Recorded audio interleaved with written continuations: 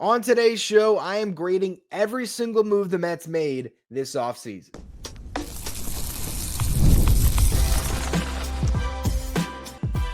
You are Locked On Mets, your daily New York Mets podcast. Part of the Locked On Podcast Network, your team every day.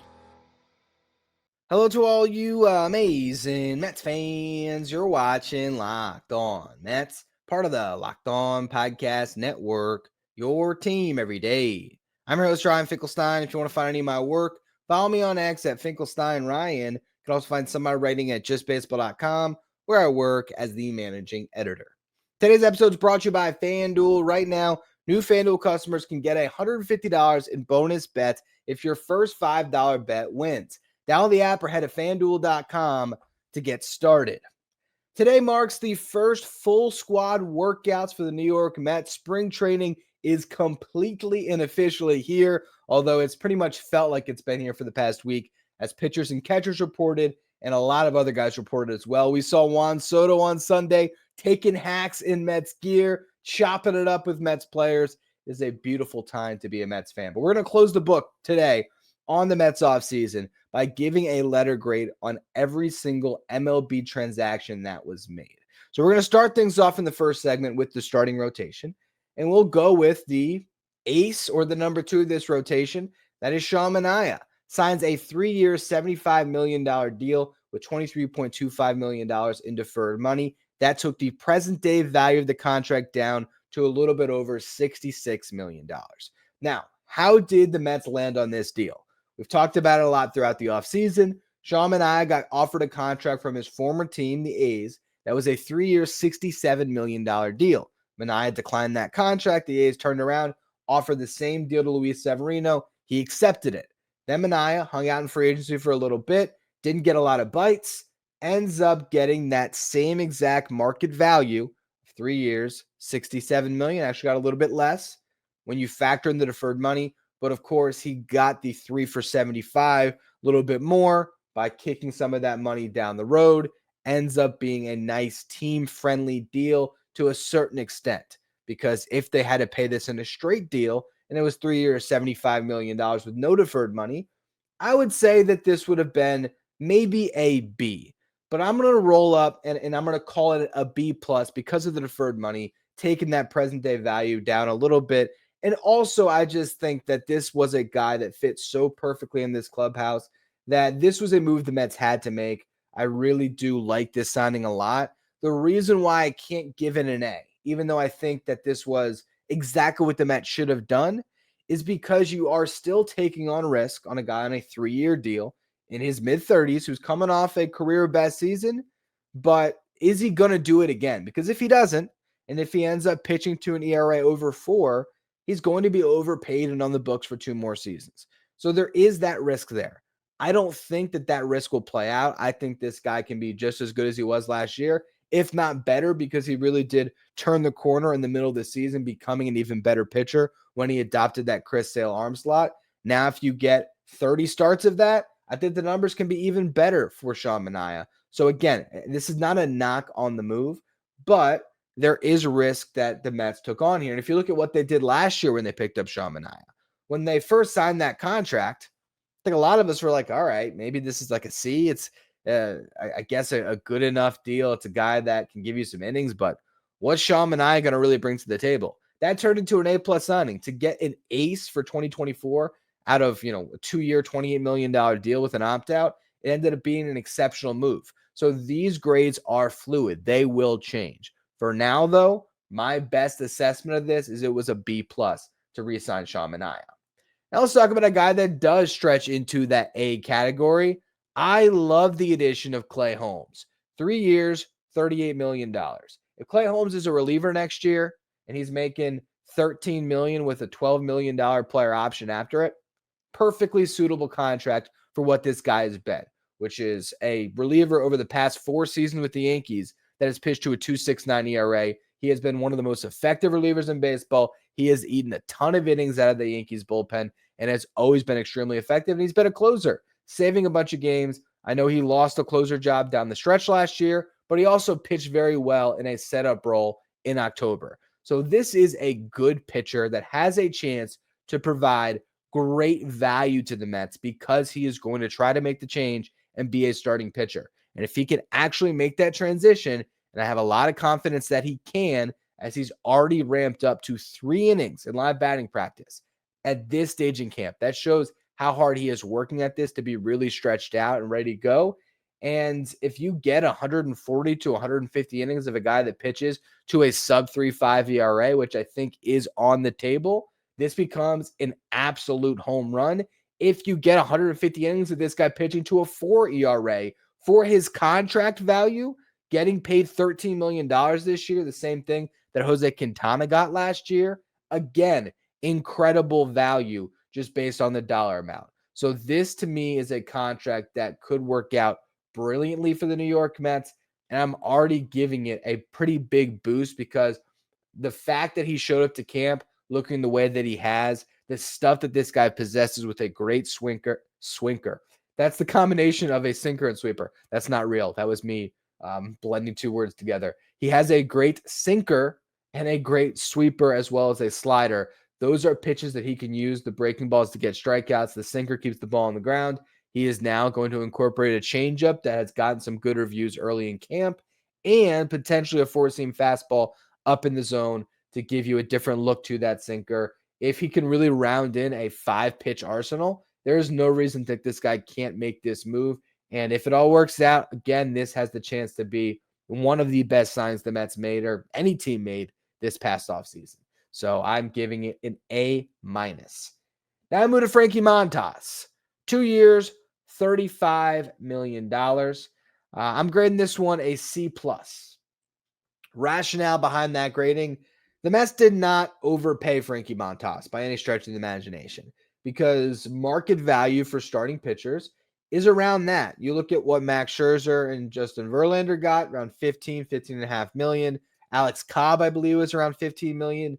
So if you look at, a 1-year rate for a starting pitcher, it's going to be somewhere in that $15 to $17 million range. Obviously, this is a little bit more. $35 million divided by 2 is $17.5 million per season. Am I getting that right, or was it 34? Now I'm starting to second guess myself. Hold on real quick. Fact check my own stuff here. I wrote it wrong. It is 34 million, not 35. So apologies there. It's $17 million per season for Montas. To me, this has a chance to be a great addition. He could be this year's Luis Severino or this year's Sean Manaea. He has that upside. With that said, there is still some downside to it. This is a guy that can end up being what he was last year, which is a pitcher that 8 innings, but pitched to a 4.84 ERA. I think he'll be better than that, and that's why I'm not going to say that this is just an average or below average addition. I think C+ is saying, it's a little bit better than an average addition. I think you paid about what his market value clearly was, but at the same time, I look at Walker Buehler and what he got from the Red Sox, and I think, man, I think I'd rather have that deal. Walker Buehler only got 1 year guaranteed. He's getting paid more. He's getting $21.05 million, which is the exact number that he did not get extended to him on a qualifying offer, but other guys did. So he basically got a qualifying offer from a different team with incentives that could take that contract to a little bit more money for him this year. But the 1 year aspect of Walker Buehler and the pedigree that Buehler has, I wish the Mets had pursued Buehler more heavily and gotten that done over Frankie Montas. But I also understand bird in hand, a guy that wanted to pitch for you.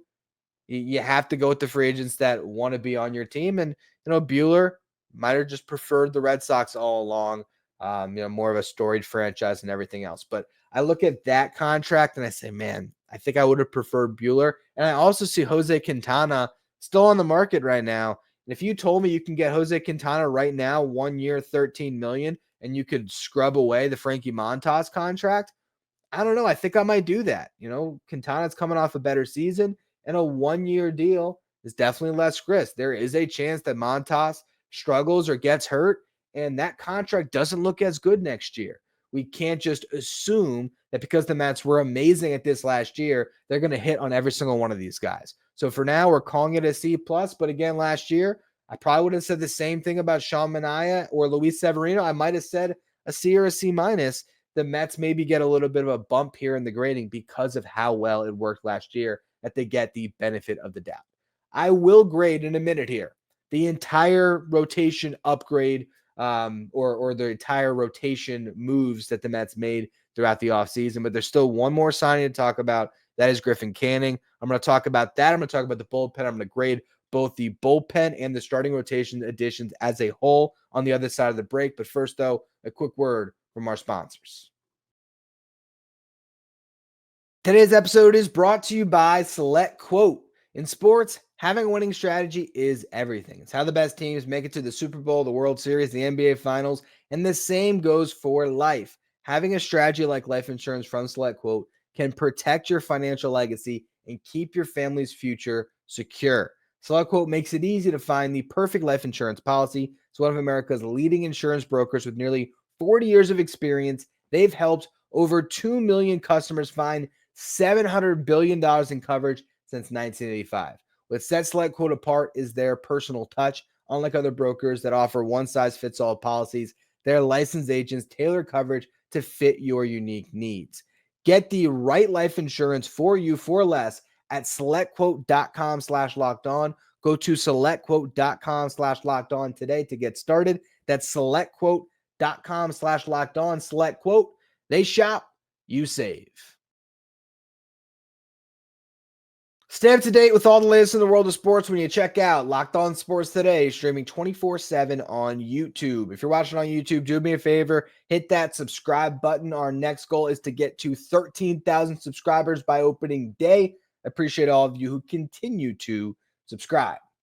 All right, let's talk about the final addition the Mets made to their rotation, Griffin Canning on a 1-year, $4.25 million deal. Now, Canning is coming off a year where he pitched to a 5.19 ERA, over 171 and two-thirds innings pitched. He gave up more runs than any other pitcher in the American League. Part of that is due to that ERA over 5. Another part of that is due to the volume of innings that he pitched. This is a really tough signing to grade because on the surface, I would say the Mets paid fair market value for Griffin Canning. Similar starting pitchers like Colin Ray got $5 million guaranteed. Cal Quantrill just signed with the Marlins for $3.5 million. So he's right in the middle of those two guys. He pitched a ton of innings, which is valuable. The Mets are obviously hopeful that there's some upside, that getting him away from an Angels organization that doesn't really do well developing pitching and putting him into their pitching lab is going to bear some better results. And because of that, I just struggle to give this a D, but I have to say, I don't love this signing at all. I think Tyler McGill is a better pitcher than Griffin Canning, and I think by signing Griffin Canning, you likely push McGill off of the opening day roster. With that said, having depth, it's a very good thing, and the Mets probably felt that their top pitching prospects, looking at Brandon Sprode, who could be up this year, their overall top pitching prospect, but also Blade Tidwell and Dom Hamill, those guys haven't necessarily proven enough that they can make a big league impact this year. Sproat's got the best shot. Hamill and Tidwell could have bounce back seasons after really bad years in AAA, but I understand the intrigue on just adding the depth. And by signing Griffin Canning, you basically did push McGill to AAA, and that gives you a first starter up from AAA that can really provide a solid impact. So I understand why the Mets made this move, but I also think that it boxed you into a weird position with both McGill likely not able to make the roster and also your bullpen having to carry both Canning and Blackburn. I think if the Mets didn't have Paul Blackburn, I would have liked the Griffin Canning signing more. But again, I'm going to trust this front office, so we give it a C-. And when it comes to an overall grade for the rotation, I decide, you know what, let me look at the college grading system and see if it tells me something and if I like what that overall grade is. So you take Shaw Manaea's B+, you count that as 3.3. You look at Clay Holmes and his A-, that comes out to a 3.7 out of your 4 on the college grading scale. You look at Montas, 2.3 for a C+, Canning 1.7 for a C-. You put it all together, that is 11 divided by 4. Your average grade is 2.75. That's a B-. And I think that's fair. I would call the Mets overall rotation additions this offseason a B-. They did enough. They definitely check the boxes of depth, which is the most important thing, but they lack a certain amount of upside. It can work out. Sean and I can back up 2024. Clay Holmes can be a breakout star, and Frankie Montas can bounce back to something closer to what he was in 2021. And all of a sudden, those three guys could all be well above average starting pitchers. You have Kodai Senga, maybe he's healthy and an ace again, and the Mets might have a great rotation. But that is a lot of ifs, ands, and buts, and that's why I can't possibly give it anything better than a B minus. And if you were to tell me it's a C plus, I would not be mad at you. They did what they had to do, but they definitely did not look at the starting rotation as the place that was going to take this team to the next level. Now, they also might feel like they have a better ability to find the hidden gems in this market. And if they prove that again, we're going to have to continue to give them even more and more of a benefit of the doubt when it comes to these additions and the way David Stearns can find starting pitchers that provide value, even when they don't seem like the best signings on paper. So that's where I'm at with the rotation. Now, the bullpen, there's not as much to break down because I'm not going to go through the countless minor league signs the Mets made. If I did, we'd need an entire different show. So we're just going to talk about the two main moves, and that is A.J. Minter and Ryan Stanek. A.J. Minter signs a 2-year, $22 million deal, and I love this move. I'm giving this signing a straight A, not an A minus. This is an A deal for me because you're talking about a guy that has pitched in this division to great success for the Braves, has showed up in October, has a career 3.28 ERA. Last year, pitching with a bum hip, he had a 2.62 ERA. Got surgery to clean that up. We saw what a wonder that did for David Peterson when he felt healthy. AJ Minter has an incredible track record, and if he's feeling even better this year, this could be the best setup man that Edwin Diaz has ever had. And a 2-year, $22 million deal is less than a third of what Tanner Scott got. And Tanner Scott was clearly the top left-handed reliever on the market. I would look at AJ Minter and say, he was right there below Tanner Scott. And so to get him on a 2-year deal instead of a 4-year deal, to get him at $22 million, I love this signing for the Mets. That's an A. Ryan Stanek coming in at 1 year, $4.5 million. I'm giving this a B. Now, I think that this was the right move to bring him back. It's a fair contract based on what he made last year. He fit in the clubhouse really well, and he showed up huge for the Mets in October. He also has plenty of October experience beyond just last year, as he was part of a lot of good Astros teams. Overall, you are looking at what he has done, though, over the last 2 regular seasons. It is an ERA well over 4 and over 100 innings pitched. He has not been great during the regular season. Good, not great. Granted, in 2022, this is a guy that pitched to a 1.15 ERA in the regular season. Let me say that again. Ryan Stanek, just a couple years ago in 2022, pitched to a 1.15 ERA over 59 appearances. He's a streaky reliever. It can go either way. It could be one of those signs you look back on and say, man, Stanek was money for the New York Mets in 2025. Or it can be like Adam Ottavino last year and Father Time starts to catch up and maybe he's not as good. I think it's a solid B. As I look at those two additions, plus the Mets' continued additions of depth in the rotation that will then bleed into the rotation by signing Canning on top of the other 3 deals, you basically secure that one of him or Blackburn will be in the bullpen for stretches this year. Jose Budo will be in the bullpen. So you're going to rely on a couple long men in that pen to help you navigate a 6-man rotation. Overall, I think the Mets right now are somewhere between a B plus and maybe an A minus when it comes to the bullpen additions, just because I'm that high on the AJ Minter move. But I think they could definitely be a clear-cut A if they just got one more arm. I don't know if it's likely at this stage, but you see David Robertson is still on the free agent market. Kyle Finnegan still on the free agent market. Both guys with some closer experience that you could add into that back end of the pen. And Robert Suarez, I talked about last week, is on the trade block.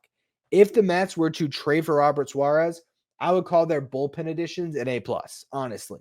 Because all of a sudden, if you told me it was Edwin Diaz, Robert Suarez, AJ Minter in the back end with Ryan Stanek as your 4th higher leverage reliever, still having, Reed Garrett and Daniel Nunez and Jose Budo and all these other arms that you can factor in throughout the season, I would love the Mets bullpen. And I think it would actually go a long way to even boost their rotation, because now you're talking about a rotation where, hey, if Griffin Canning is 5 and dive every time, you have the arms to really navigate close games. And that's a way to sort of get around. That is a way you could get around sort of a lack of frontline starting pitching, have an elite lockdown bullpen. But they haven't gotten Robert Suarez. They haven't signed David Robertson. So for now, I'm ultimately going to lean somewhere between a B plus and an A minus. Maybe we'll call it a B plus. I think they did really well, or they did well, but they could do just a little bit more.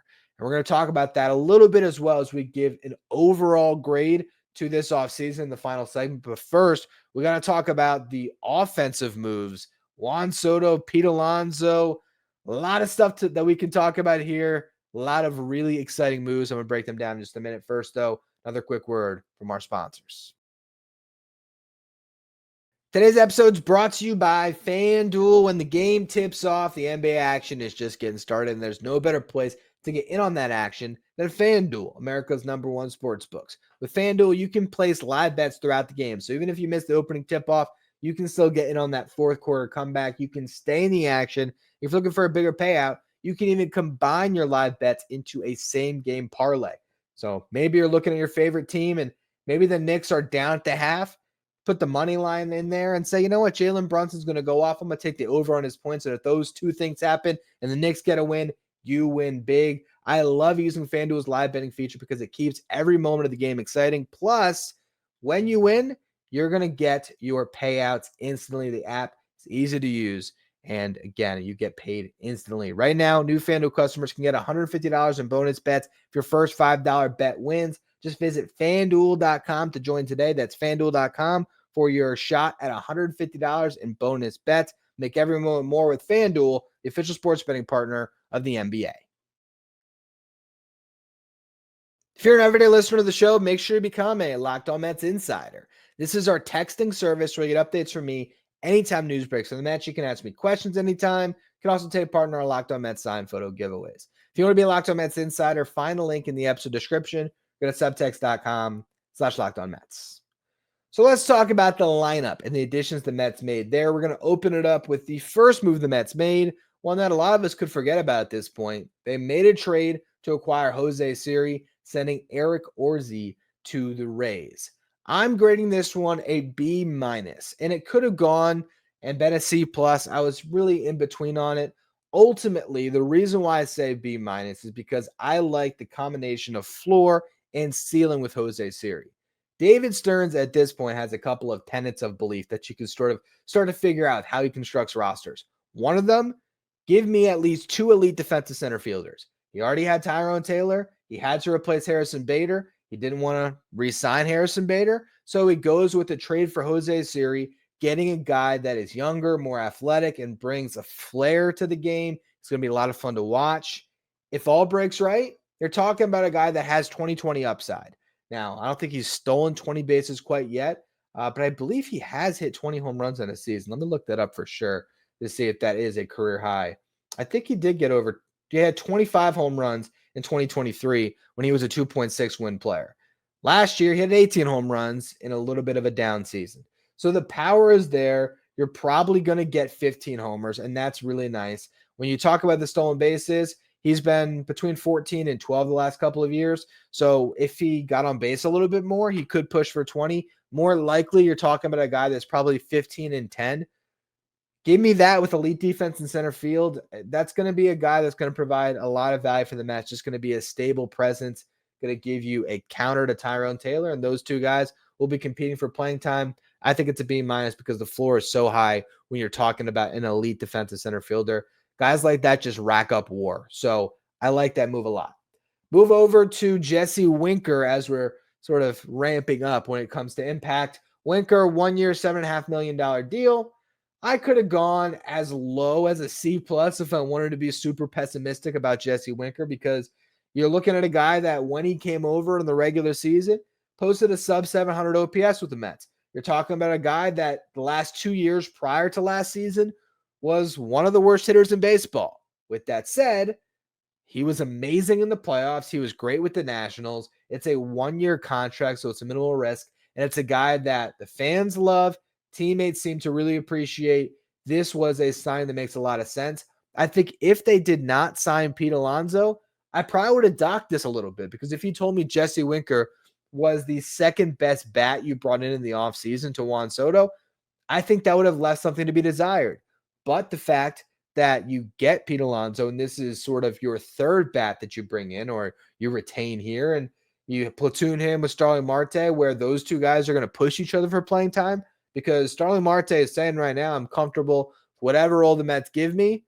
This is a guy who has been an all-star, who has a lot of pride, who is in the short side of a DH platoon where he's going to push Jesse Winker for playing time.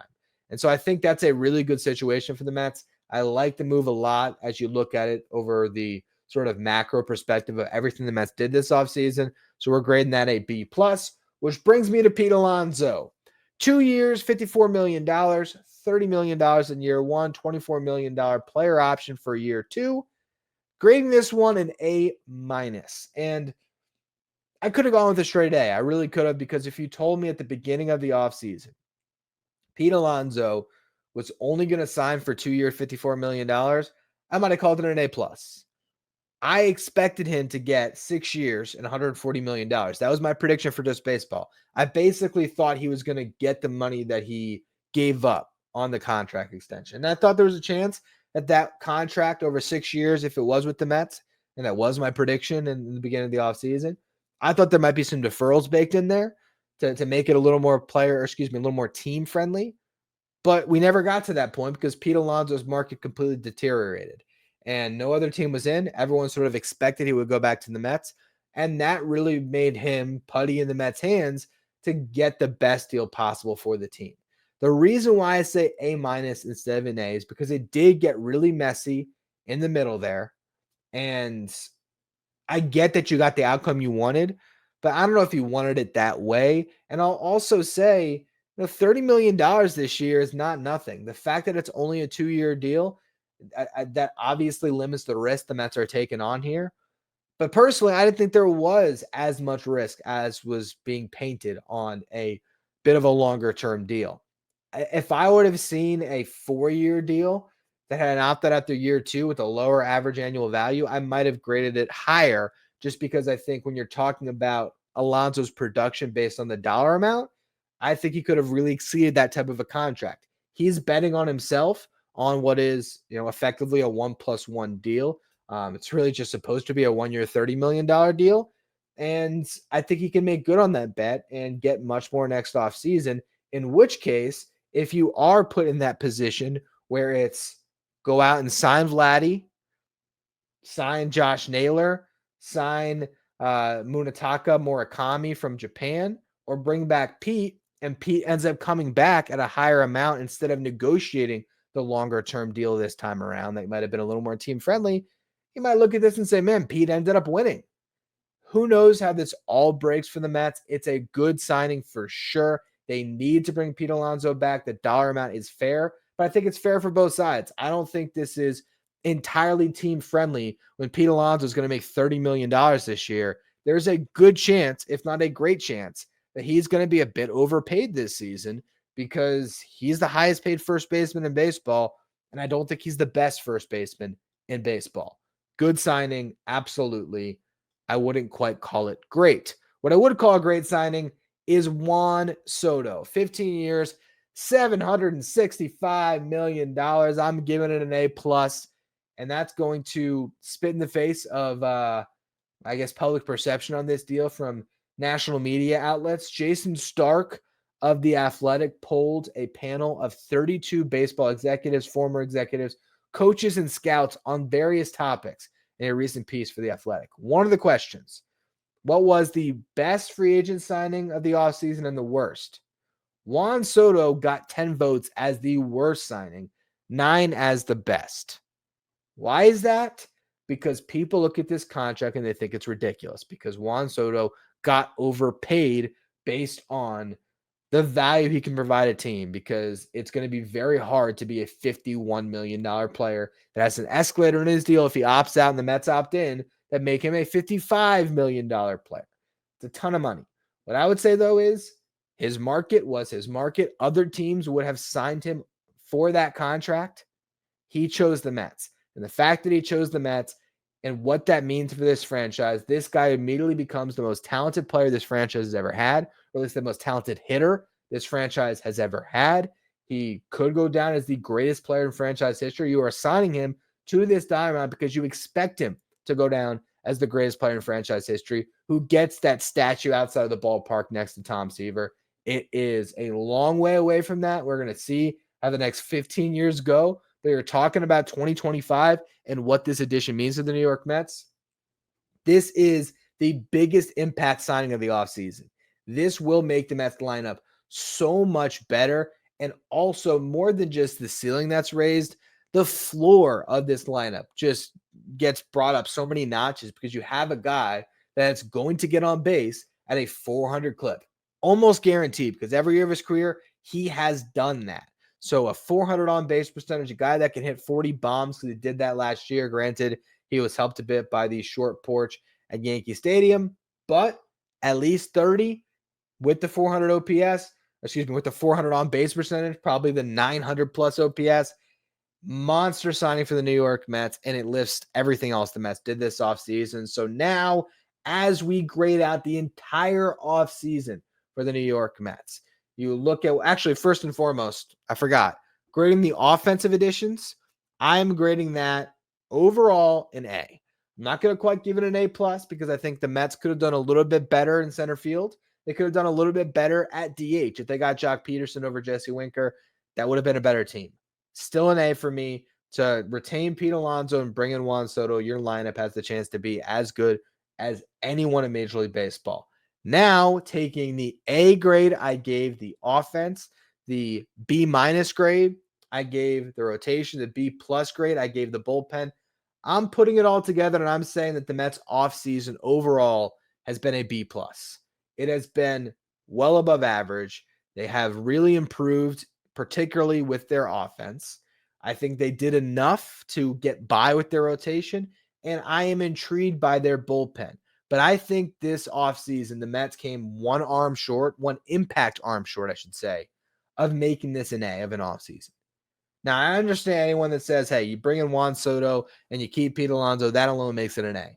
But I look at this rotation, and I can't say that today on February 17th, I don't have a little bit of concerns on this one, because I do. I'm still just not entirely sure how this rotation is going to look. I believe in the front office. I think there's a good chance that a couple of these guys they sign with Holmes, Montas, Canning, that those signings work, but they could go the other way. So to me, it's one impact arm short. If they went out and they traded for Dylan Cease to cap off the offseason, I would bump it up to an A+, because all of a sudden you're telling me you got Cease, Senga, Minaya with the depth of Holmes, Montas, Peterson. Unbelievable six-man rotation. If they went out and they traded for Robert Suarez to slide into that eighth inning, I would bump this up to an A- or an A for sure, because I think that he can really change that bullpen and make it a lockdown unit. Honestly, I'd say if they got Suarez, I'd call it an A. If they signed David Robertson, I'd call it an A-. But I don't think any of those moves are necessarily on the table. So overall, I am calling this offseason for the New York Mets a B+. They got a lot better offensively. They did enough with their rotation, and they got the best setup man that Edwin Diaz has potentially had with AJ Minter. This team is ready-made to win now. I have no doubts about that, and I think this is a front office that has proven they have the ability to make adjustments on the fly midseason and continue to evolve that roster. So by the end of the year, they could absolutely have an A+ roster that can go up toe-to-toe with the Dodgers and the Braves in the National League. Right now, if I was to really be honest with myself and this team, despite my bias as a Mets fan, I would say, obviously, the Dodgers are better. That's not a question. I think the Braves are probably still slightly better than the New York Mets. I don't think it's a drastic difference. And I've said on this show already, I think that the gap between the Mets and the Braves and the gap between the Mets and the Phillies, it's a lot smaller. I think the Mets are a lot closer to the Braves. And I think they are way better than the Phillies. I'm going to go out on a limb and say it. I think the Phillies are going to fall off a little bit this year, because I don't love that lineup. And you have guys now in camp campaigning for more years in their contract that are already veterans on the decline, particularly JT Realmuto. Kyle Schwarber's not on the decline, but he wants more years now too. So I'm very interested to see how that lineup ends up coming together in Philly. They had the best rotation in this division, but I think the Mets are actually a good amount better, and we'll see how that actually plays out over the course of this season. Bottom line, this team is going to be a lot of fun to watch, and I can't wait for everything to really get going. On tomorrow's show, I'll be breaking down the best from camp, whatever news we get, and I imagine the biggest news that will come out of it is Pete Alonso's comments to the media. I think that's obviously going to be a big talking point tomorrow, so I imagine we might talk about something along those lines. We'll see what stories come out of camp, but anyway, that's going to be all for today's show. Make sure you follow, rate, and review wherever you get your podcast. If you're watching on YouTube, hit that subscribe button. If you want to follow me on X, you can do so at Finkelstein Ryan. Follow the show at Locked On Mets. Thank you for making Locked On Mets your first listen, your first watch every day. Now, for your second watch, head over to YouTube and check out the first ever 24/7 streaming channel that covers everything in the world of sports. Talking about Locked On Sports Today with our local hosts from each team, league-wide hosts from each league, by Locked On Sports Today, streaming 24/7 on YouTube.